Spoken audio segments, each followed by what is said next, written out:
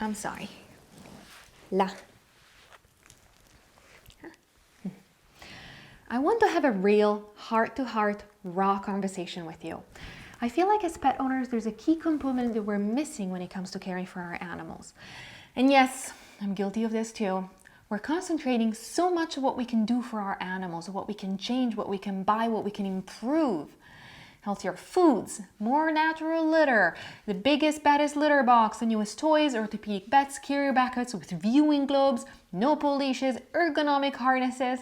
And I feel like we're doing so much to our pets that it becomes a doing onto our pets.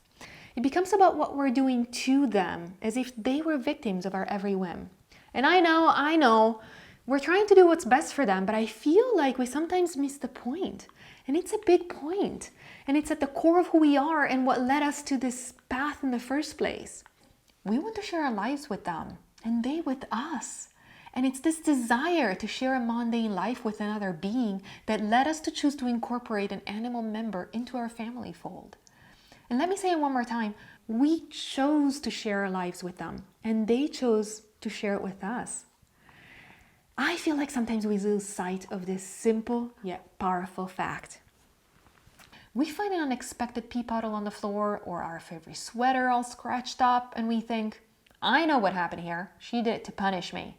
Or maybe we're trying to switch their food to something healthier, a more wholesome option, and they refuse to eat it. And we think, why is she not eating after all the effort I went through? Why won't she even try it? Why won't she just do this? Just come on, just do it for me. And the reality is that our animals are just trying to communicate with us in the only way they can, following the rules and modalities that are most instinctual to them. And the message behind the pee puddle or the scratched sweater might be, I am all alone, I feel lost, what if you don't ever come back? I better make sure everyone knows this is my home.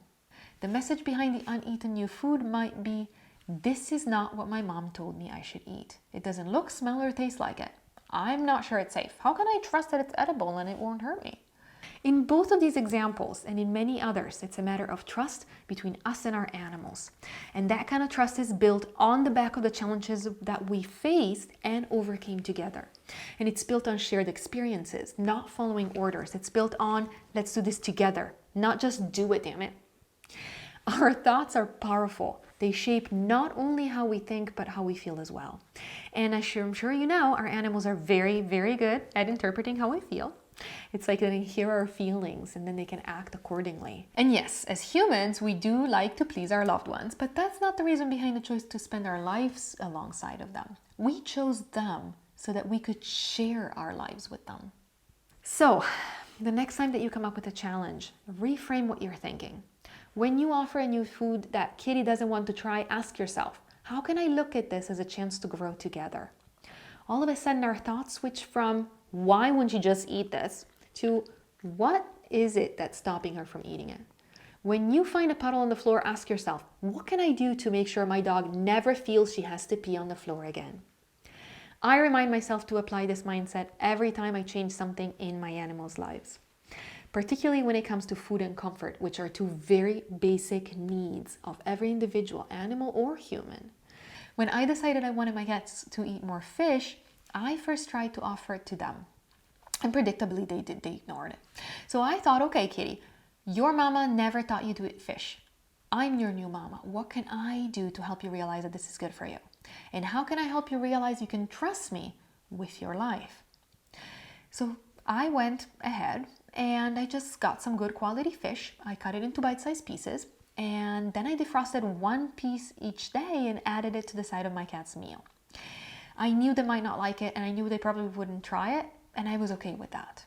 I decided that I would feel the same whether they tried it or not. I would act and feel as loving towards them as I could without regard for the outcome of my fish experiment. I knew it was a matter of habit and trust, and they had to trust me. They had to trust that the food I gave them was healthy and that they should eat it. I had to try to embody what they would expect from their mama. I had to be quietly persistent, accepting and loving. And it did take us a while and we had to go through quite a few pieces, but one day, totally out of the blue, they tried it and they never looked back. And you know what? It took us a lot less than I expected.